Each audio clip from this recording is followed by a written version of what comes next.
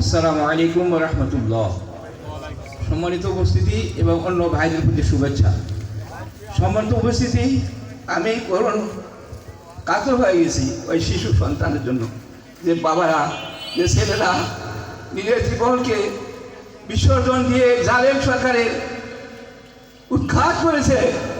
আল্লাহ রাব্বুল আলামিনের রহমত এবং বরকত এবং তাদের কুরবানির জন্য আজকে আমরা প্রকাশ্যে এই যে আজকে সকল ভাইদের নিয়ে, অন্য ধর্মাবলম্বী ভাইদের নিয়ে আমরা সুন্দরভাবে মন উদার করে কথা বলতে পারছি। কথা ঠিক না?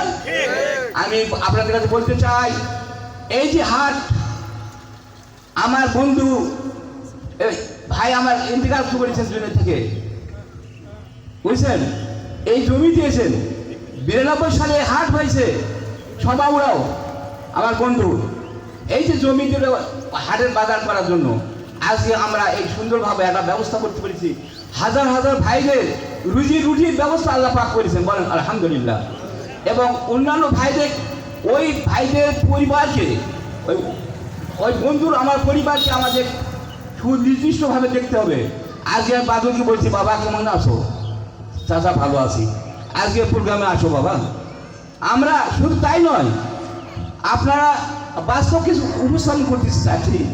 এই যে আপনার পুনিপ বাবু চণ্ডীপুর 5 সালে আমার বাড়িতে গেল, ওরা ভাবছে চাকরি ওয়াকে নিচ্ছে নাকি, আমার কাছে গেল। আমি তখন এমপি মহোদয় আমাদের মরহুম আইজুর রহমান ভাইয়ের কাছে গেলাম, তো ভাই আপনার চলে যান জেলা শিক্ষা অফিসার কাছে।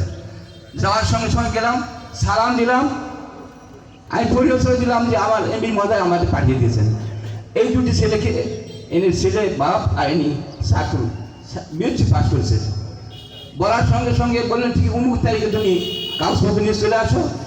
ওই হোটেলে, দিনাজপুর পাশে হোটেলে 3 জনে খাওয়া দাওয়া করলাম একসঙ্গে। এরপরে তার চাকরি আবেদন করতেছে।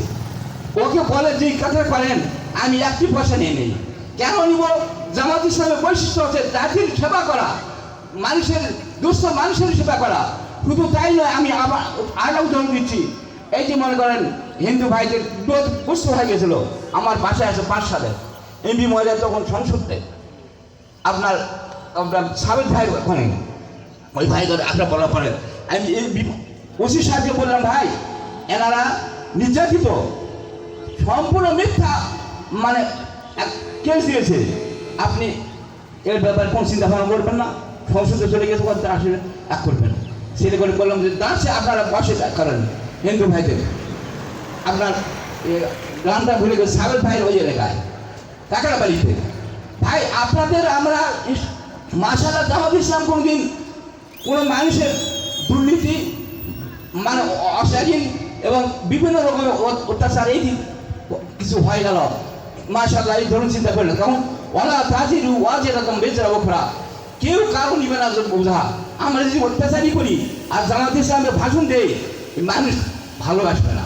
তাই আমি আপনাদের কাছে অভিনন্দন জানাতে চাই, আসুন আমরা জামাত ইসলামের শরীক হয়ে যান। যারা ভাই আছেন তারাও আসেন, দেখেন আমাদের কৃষ্টি কালচার, আমাদের চরিত্র, আমাদের নেতৃবৃন্দের চরিত্র। আমির জামাত আপনারা সবাই দেখেছেন যে ঠাকুরগাঁতে তাদের ধর্মীয় অনুষ্ঠানে কয়েকজন মানুষ মারা গেছেন। তিনি প্রথম অবস্থায় দিয়েছিলেন 50,000 টাকা। আবার তিনি কয়েক বছর কারাগারে থাকার পরে আবার চলে গেছেন, আবার দিলেন 30,000 টাকা। এইভাবে বিভিন্ন জায়গাতে তিনি দিতে যাচ্ছেন। তাই আমি কয়েকদিন আগে আমাদের আনোয়ার ভাই সহ এখানে সূর্য নামে এক ছেলে নৃশংসভাবে দুনিয়াতে চলে বেঁচে গেছে, সেখানে 1 লক্ষ টাকা আমাদের জামাত থেকে পরীক্ষা দান করা হয়েছে। এরপরে 5 এলাকাও সেখানে দান করা হয়েছে। আমি আপনাদের অভিনন্দন জানাতে চাই, দেশ থাকলে আমরা থাকবো না। দেশের যদি আমরা সেবা করতে না পারি, জনগণের যদি সেবা করতে না পারি, তাহলে আমাদের যতই কিছু আমি দলের কথা বলি, অনেক কিছু কথা বলি, কোনো মানুষ দেখবে না। মানুষ দেখবে আমার জনগণের অধিকার পাচ্ছে কিনা, অর্থনীতি স্বাবলম্বী আসতেছে কিনা। দেখেন ইদানিং শুরু হয়ে গেছে মাশাআল্লাহ মসজিদে, এবং তারা বেতন আপনার বিদ্যুৎ বিল সেরকম মাকুব হয়ে যাচ্ছে। আলহামদুলিল্লাহ আমাদের যে শ্রদ্ধেয় ডক্টর ইউনূস ভাই যে কাজ করে যাচ্ছেন, অনেকে সময় দিতে হবে, অনেক সময় দিতে হবে, অনেক সময় দিতে হবে। উনি যে দিন লাখ, তার 200টা কেস আশ্চর্য হয়ে যাবেন, 200টা কেস। চিন্তা করে দেখেন, আমরা খালি বিভিন্ন দিক চিন্তা ভাবনা করি, তার ভালো কাজগুলোকে আমার ভালো মনে করতে হবে। মানুষের ভুল থাকতে পারে, আমরা ফেরেশতা নয়। তাই আমি আপনারা যে আসছেন আমাদের সারাদিন আমাদের আমি শুভেচ্ছা জানাই এবং আন্তরিক ধন্যবাদ জানাই এবং আপনাদের আগামী দিনে সুস্বাস্থ্য কামনা করছি। এবং জামাত ইসলামী বাংলাদেশ এই দেশে আল্লাহর আইন সবটুকু শাসন করার জন্য তারা পুরাপুরি কাজ করে যাচ্ছেন এবং আপনারা সহযোগিতা করবেন। ভুল আমাদেরও আছে, আমরা ফেরেশতা নয়। এই আশা আপনাদের প্রত্যাশা রেখে আপনাদের সুস্বাস্থ্য কামনা রেখে আমার কথা ইতি করছি। ওমা তাওফিকি ইল্লা বিল্লাহ। আসসালামু আলাইকুম রহমতুল্লাহ।